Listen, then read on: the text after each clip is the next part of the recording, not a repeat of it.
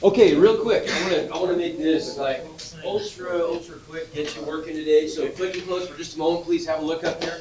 Just wanna set these up. We don't even have to like do the problems, but I just wanna get a little additional practice setting up linear equations if you're given some information, right? And this top one's a little bit, I picked this one because it doesn't have an obvious rate in it, right? We did some examples yesterday, and like when we did this example here, we had the $1.75 per mile. When you see that word per, it's an obvious rate, okay? But this one is a little bit tougher, all right? We want to decide, is this going to be a slope-intercept form one, or is it going to be the other kind, standard form one? And you kind of want to look, if it's going to be slope-intercept, remember, that's going to be the one where we're trying to use this template and you know, kind of alter that for our problem. We'd have to have a rate, which would be a slope, right? And also a start value. Okay, that's the other thing we can sort of look for is a start value. So when we look at this problem, it says the Jones are purchasing a new home. The closing costs are $249 plus. Right away, that's a start value, isn't it? Everybody see that? Because it's going to be some fixed cost. It's just $249 no matter what, right? That's a start value or a fixed cost. And so we recognize right away that that's a B, isn't it? It's very rare that this happens, but sometimes it's easier to spot the B than it is the M here, right? So the first thing we see is that, yeah, this is $249 plus some other stuff. We know that B equals $249, right? What about this other part then? Plus 3% of the purchase price of the home. We're supposed to write an equation to represent the total closing cost. So that's got to be the output, doesn't it? When we write some equation to represent something, we're representing what we're trying to find out, the output of the function or the equation, right? So we can see right away here then that we're going to want closing costs. We're going to let, that's like our y variable, isn't it? Okay, so we don't have to call it y. We could call it C for closing costs. But that's going to be the output, isn't it? Well, what do we have to input to calculate closing costs here?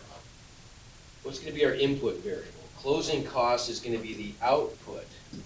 What's the input going to be? Closing costs are $249 plus 3% of the purchase price. So we're going to have to know the purchase price, aren't we?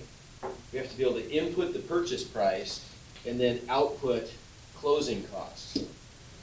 Okay, so the purchase price is going to be our input. Closing costs are our output. And so we'd say something like maybe P equals purchase price, which is the input variable. Okay, well then M is what's ever going to be multiplied by the input variable, isn't it? Because in our situation here, instead of an X, we can start to make some switches here. Instead of a Y, we're going to have a C. Instead of an X, what are we going to have? X is normally the input. What's our input? P. So instead of an X, don't do this to me, please. Oh, they got you. They might have. They didn't. They might have. This might be the glitch. Oh, maybe not. So instead of an X, we got a P. And what was our fixed cost or our start value? $249. So instead of a B, we've got a $249. The only thing remaining for us to find is the rate, the slope, right? Well, the slope is what's multiplied by the input. Now think about this. Go back to like pre-algebra and algebra 1 for a second. When we do 3% of something, what's that mean? Like if I said to you, what's 25% of 64? How would you find it? You'd multiply, perfect, you'd multiply 64 times 0.25, wouldn't you? Right? That's how, when we say some percentage of something, we're just going to multiply by the decimal equivalent of the percentage. Whenever you want to do math with a percentage, what do you always have to do to the percentage? You can't leave it as a percent. What do you have to do? You have to make it a decimal, right? How do we do that? Well, we just slide the decimal 2 places to the left, don't we? right?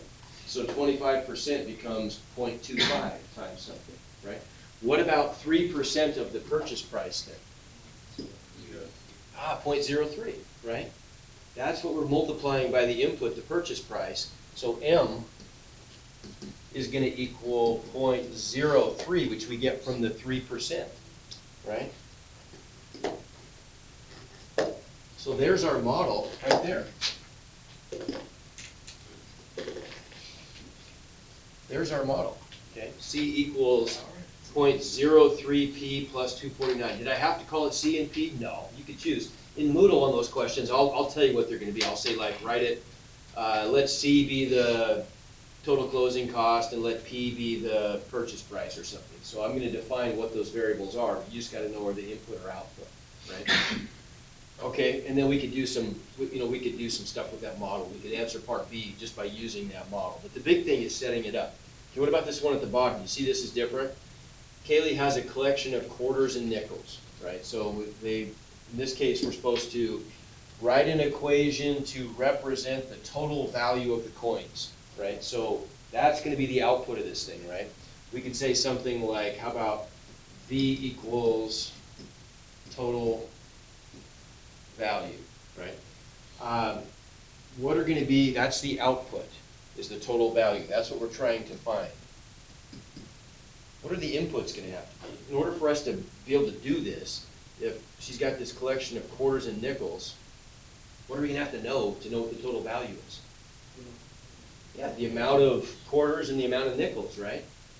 So those would have to be the inputs, wouldn't they? So we'd have something like, let's say, how about Q equals number of quarters, and N equals number of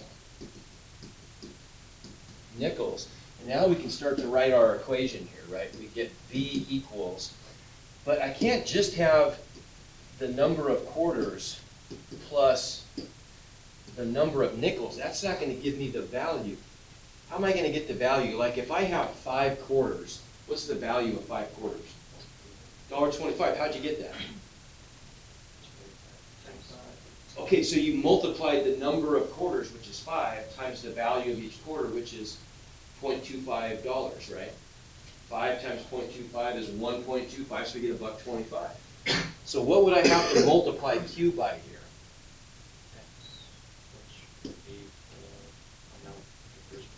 So Q is the number of quarters. 25 or 0.25. 0.25. How come? Because that's the value of an individual quarter, right? I got the number of quarters times the value of each one, right? What am I going to multiply the number of nickels by? 0.5. Okay, good. 0.05, because each nickel is $0.05, right? Make sense? There you go. There's your model. Okay? All right. That help a little bit? Okay, go. Let you work.